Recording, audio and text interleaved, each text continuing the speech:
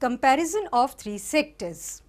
Wheat, flour, sugar come under intermediate goods. Biscuit, final goods.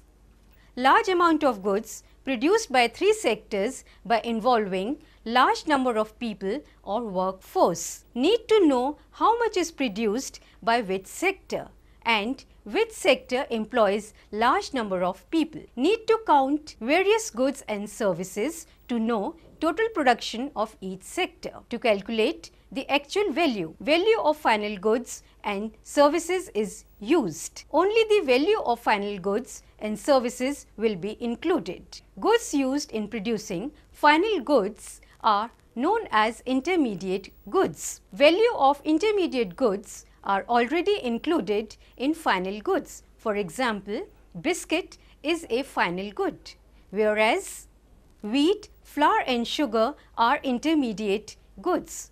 The cost of all these are already included in the cost of biscuit. To avoid double counting effect, value of only final goods or services is taken. Total production of a sector is provided by the value of final goods and services produced in a year. Total production of three sectors gives gross domestic product GDP. The value of final goods and services produced in a country during a financial year is known as GDP. In India, GDP is calculated by central government ministry.